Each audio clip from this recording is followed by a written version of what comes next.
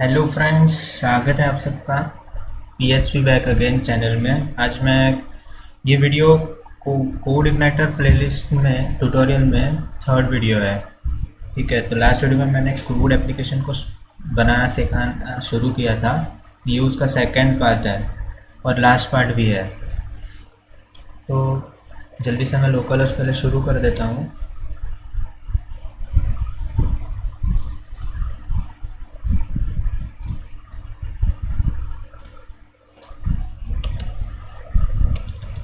ठीक है, तो ये लोड हो गया बूटस्ट्रैप सीडीएनजीआर।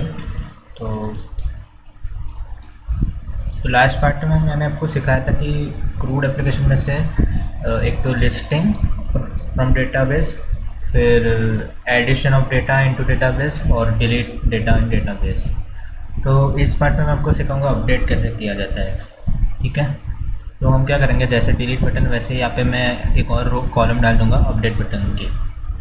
तो फटाफट मैं कोड टाइप कर लेता हूँ।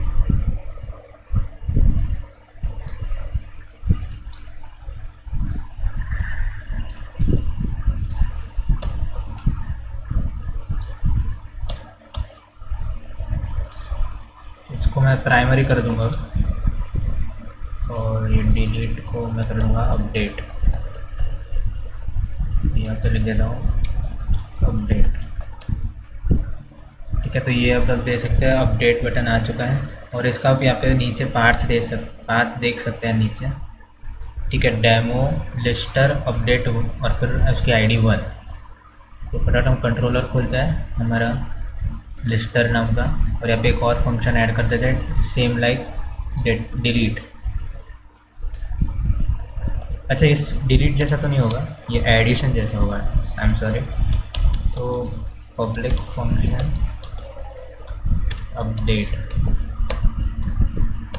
ठीक है, तो सबसे पहले मैं यहाँ पे अपडेट व्यू लोड करवाऊँगा। ठीक है, ठीक है, हम एक और काम कर सकते हैं। ये जो ऐड वाला जो है हम इसी को रीयूज़ करेंगे, यही व्यू को हम रीयूज़ करेंगे। ठीक है, तो इसका नाम हमने लिखा था यहाँ पे, ये रहा एडर व्यू। तो हम इसी को यूज़ करेंगे वापस। ठीक है, इसको लोड अपडेट करेंगे तो ठीक है, ये वापस एडर आ गया। हम सिंपली क्या करेंगे कि जो पहले ओल्ड वैल्यूज़ थी इसको यहाँ पे रख देंगे इनपुट फील्ड में। तो सबसे पहले तो मैं मॉडल कॉल कर लेता हूँ, आपको पता ही है $this लोड मॉडल। ठीक है, तो मॉडल का नाम था person underscore model comma SPM। अच्छा, पर्सन मॉडल नहीं था, ये क्रूड मॉडल बनाया था हमने। सॉरी, मैं भूल गया था। ठीक है, क्रूड मॉडल बनाया था। तो हम क्या करेंगे, डेटाबेस से पहले तो इस आईडी के बारे में रिक्वेस्ट ले लेंगे। तो सबसे पहले तो हम चेक करेंगे कि क्या आईडी डाली भी है क्या। ठीक है, तो $this URI सेगमेंट। आपको मैंने बताया था लास्ट पार्ट में कि सेगमेंट ये फंक्शन क्या करता है URI क्लास ऑब्जेक्ट का। ये सिंपली ये इतने पार्ट को डिवाइड कर देता है, जैसे कि ये वाला पार्ट फर्स्ट सेगमेंट, ये वाला पार्ट सेकंड सेगमेंट और ये वाला पार्ट थर्ड सेगमेंट। तो मैं चाहूँगा कि अगर थर्ड सेगमेंट को सिलेक्ट करता है तो उसको मैं डाल देता हूँ ID में। ठीक है, तो फिर यहाँ पे मैं जस्ट एज सिक्योरिटी चेक में करना चाहूँगा कि अगर $ID नल है, ठीक है, या फिर $ID है इस तरह के नल है कुछ, तो मैं रीडायरेक्ट कर दूंगा बेस URL पे।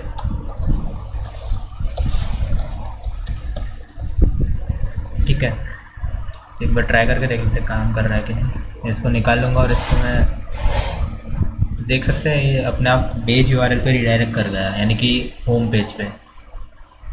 अभी मैं अपडेट दबाऊँगा तो ये मेरे को दे रहा है, लेकिन अगर मैंने यहाँ पे कुछ जैसे कि ये मारा तब भी नहीं। ठीक है, खाली स्पेस भी अगर मैं छोड़ रहा हूँ तब भी नहीं देगा। तो जस्ट सिक्योरिटी चेक की तरह इसको यूज़ कर सकते हैं। तो अब आगे देखते हैं कि इसके अंदर मैं एक और फंक्शन बनाऊंगा $this CM और वो फंक्शन क्या करेगा, गेट डेटा, ठीक है, गेट डिटेल, एक पर्टिकुलर आईडी के बारे में हमें डिटेल दे देगा। मैं इसमें आईडी पास कर दूँगा एज अ वेरिएबल, ठीक है, और ये मैं एक वेरिएबल में वैल्यूज़ स्टोर करके देगा, मतलब रिटर्न करेगा। तो फटाफट क्रूड मॉडल में ये रहा हमारा मॉडल।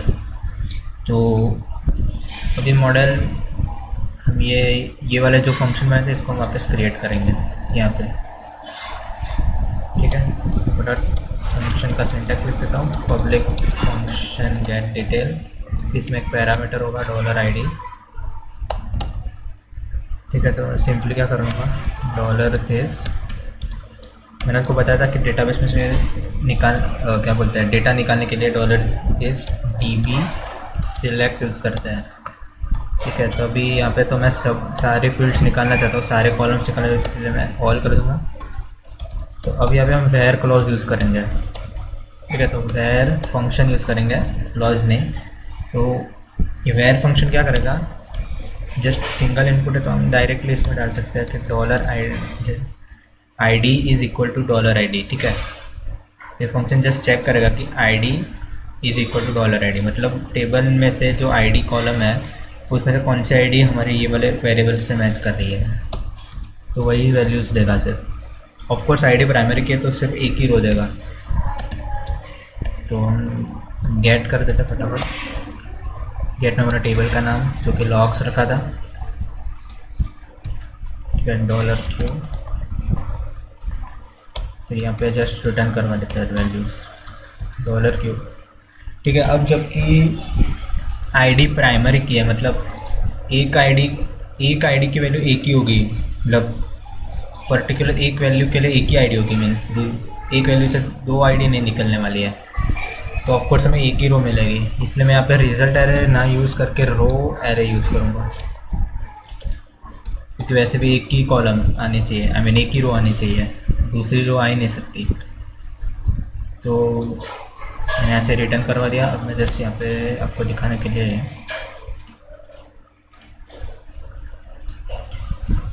प्रिंट का डिबग कर देते हैं $v को। रिफ्रेश करने पे आप देख सकते हो मेरे को मिल गई ID, first name and last name, ठीक है। तो मैं यहाँ पे इसको कर देता हूँ, पास कर देता हूँ वैल्यू को, डेटा वैल्यूज़, ठीक है। इसको भी आप चेंज कर देते हैं, डेटा वैल्यूज़। अब हम अपना एडर व्यू खोलेंगे, ठीक है। यहाँ पे वो वैल्यूज़ आ जाएंगी और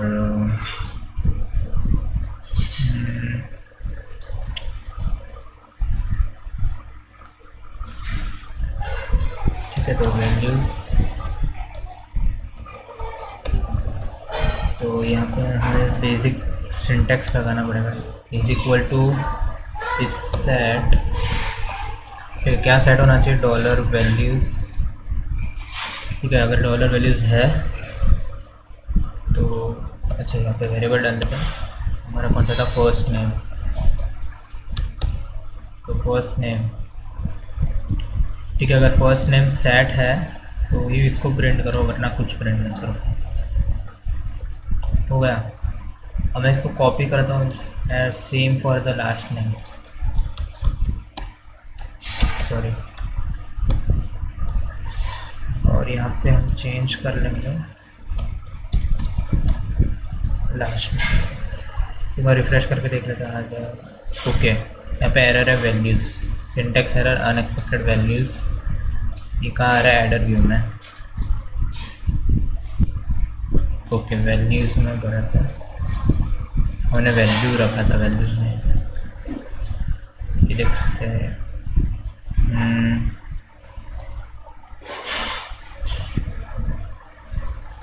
अनएक्सपेक्टेड $वैल्यू,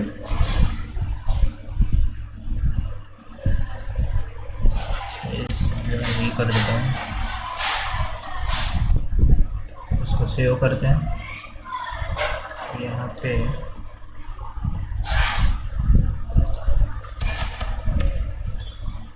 हर जगह मैंने $v कर दिया है।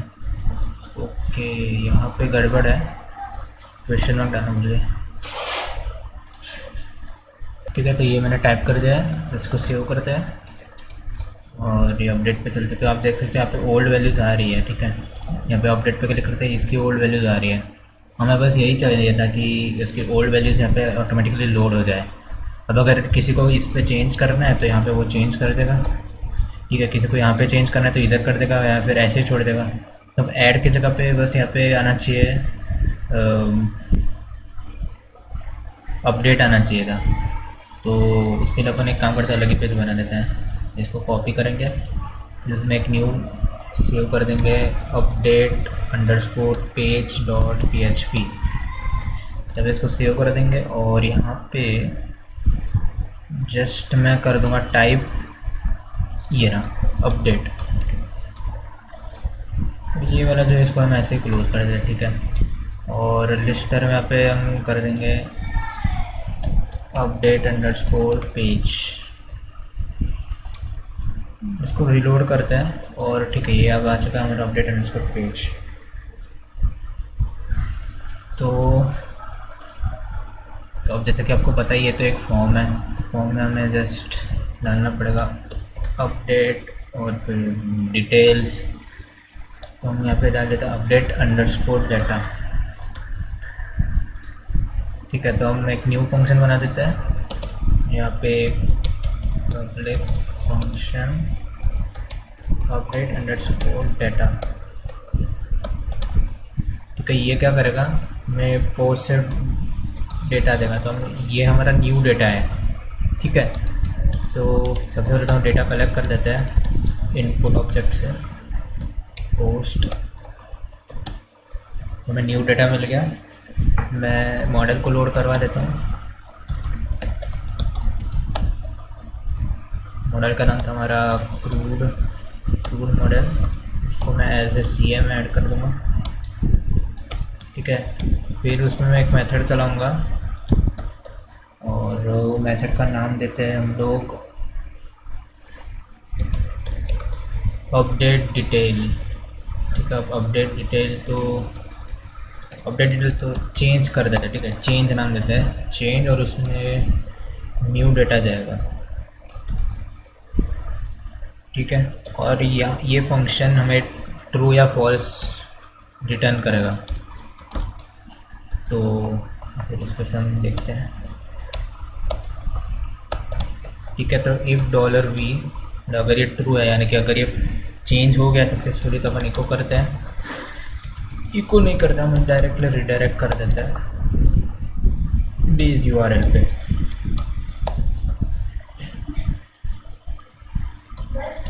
ठीक है, और एल्स हम कर देंगे इको एरर। तो सबसे पहले तो डेटा आने से पहले हम एक बार इसको डिबग करवा लेते हैं कि हमारे पास क्या क्या आ रहा है डेटा।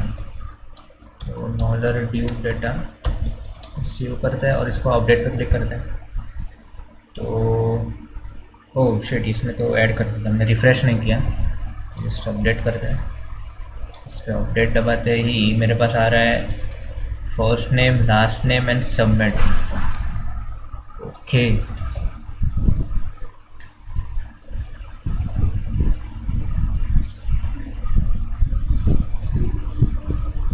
एक काम करता हूँ मैं, यहाँ पे जस्ट एक और ऐड कर देता हूँ, $v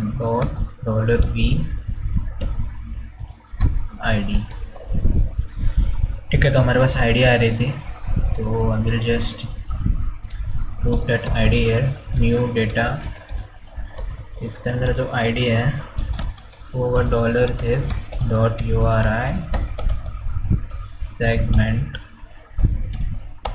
सेगमेंट नंबर है 3। ठीक है, और एक काम कर लेते हैं, हम वो जो सबमिट वाला जो था इसमें वेरिएबल, उसको अनसेट कर देते हैं।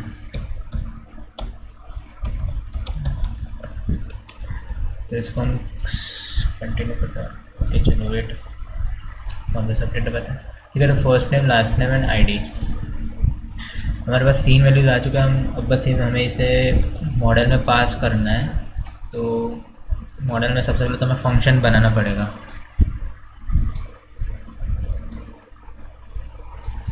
ठीक है, चेंज नाम का फंक्शन बनाना पड़ेगा, पब्लिक फंक्शन चेंज,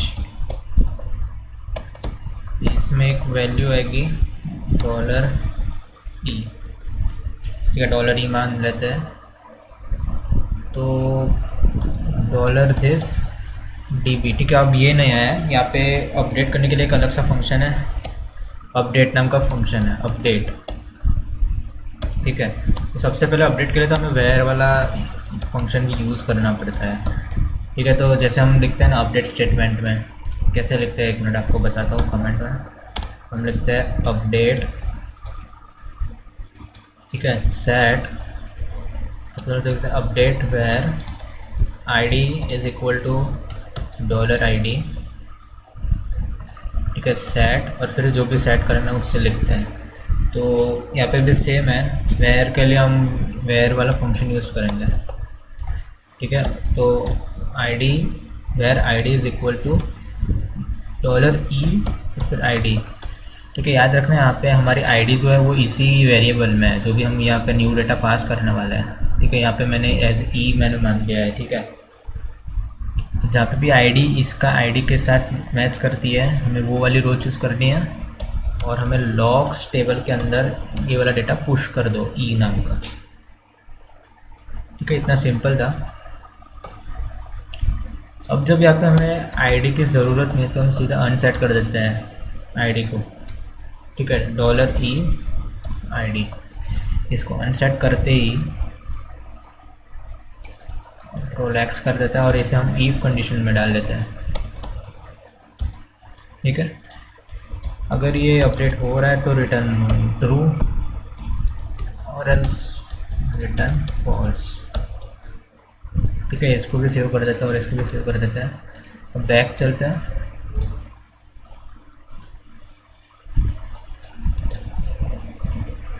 ठीक है, बैक चलते हैं। अब मैं जैसे कि मान लो सेकंड रो को अपडेट करना है, तो इसका स्पेलिंग मैंने गलत लिखा था, तो इसको मैं अपडेट कर देता हूँ, और आप देख सकते हो अभी अपडेट हो चुका है। तो अगर आप चाहते हैं कि ये सोर्स कोड भी मैं आपको किसी चीज़ के द्वारा आपके साथ शेयर करूँ तो कमेंट में बता दीजिए, ठीक है। मैं ड्राइव या कोई भी प्लेटफॉर्म पे मैं शेयर कर दूंगा इसको।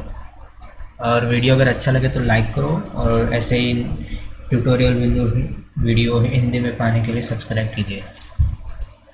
तब तक के लिए बाय बाय।